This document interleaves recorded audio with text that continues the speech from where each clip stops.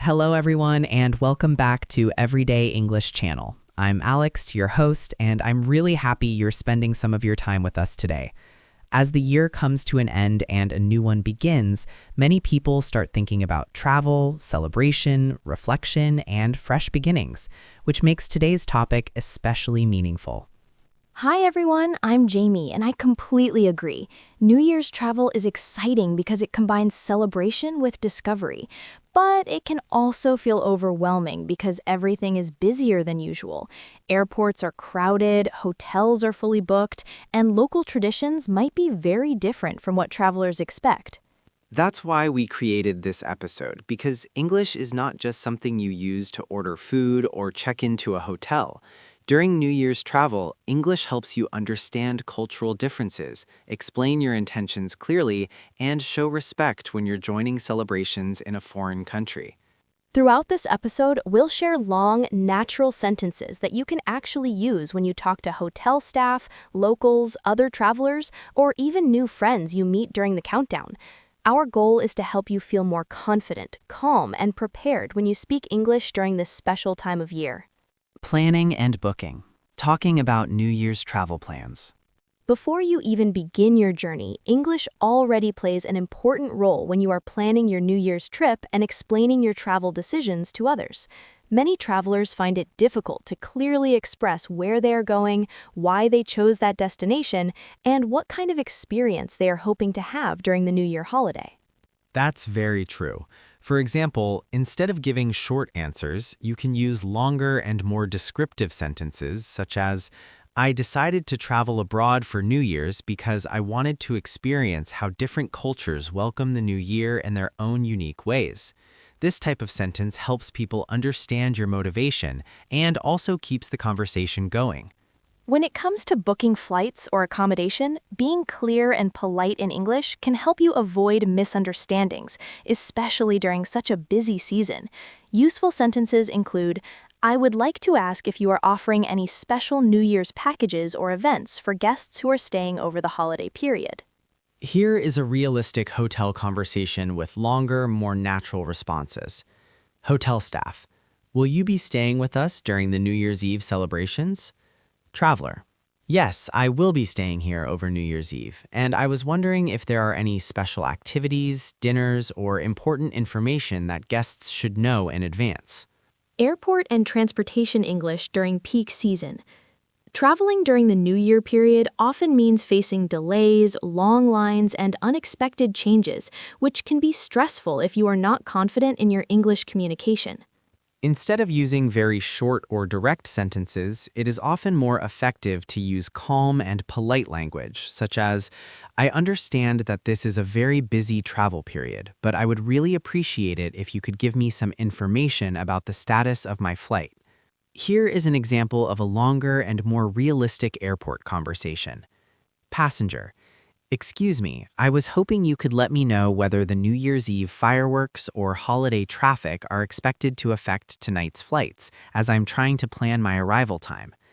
Airport staff, there may be some minor delays due to the celebrations, but we will continue to provide updates as soon as we receive new information. For transportation in the city, longer questions are also helpful, such as, could you please tell me whether public transportation will be operating late into the night on New Year's Eve, and what the best option would be for returning to my hotel after midnight? Cultural celebrations. Talking about traditions respectfully. One of the most beautiful parts of traveling for New Year's is experiencing how different cultures welcome the new year in their own ways, whether that means fireworks, family dinners, religious ceremonies, or quiet reflection. However, when we are visitors, it's important to use English in a respectful and thoughtful way, especially when asking questions about local traditions. Longer, softer sentences often sound more polite and show you truly want to learn, not judge. For example, instead of asking something very direct, you can say, "This is my first time celebrating New Year's here, and I would really love to understand what this tradition represents for local people." You can also add context by saying, "In my country, we usually celebrate New Year's in a different way, so I'm very interested in learning how people here welcome the new year and what it means to them personally." These kinds of conversations help create meaningful conversations and often encourage locals to share stories, memories, and personal experiences connected to the celebration. Social English, meeting people and making friends. New Year's celebrations are naturally social, which means you'll probably find yourself talking to people you've never met before, including locals, tourists, and fellow travelers from around the world. In these moments, longer and friendlier sentences can help conversations feel more relaxed and natural. For example, you might say, "I'm visiting from abroad and decided to spend New Year's here because I've heard the celebrations are very lively and welcoming." You can also keep the conversation going by adding small details, such as, "This is actually my first time celebrating New Year's outside my home country, so everything feels very new and exciting for me." As the countdown approaches, it's also common to share hopes and wishes, so you could say, "I hope the new year brings you good health, happiness, and many positive opportunities." These longer wishes often feel warmer and more sincere. Problems, safety, and polite complaints. Of course, not every moment during New Year's travel is perfect, and sometimes problems happen because of crowds, noise, or unexpected changes in plans. When these situations occur, using longer and more polite sentences in English can help reduce tension and make it easier for others to assist you. For example, you could say, "I understand that tonight is extremely busy because of the New Year's celebrations, but I was hoping you could help me with a small issue I'm experiencing."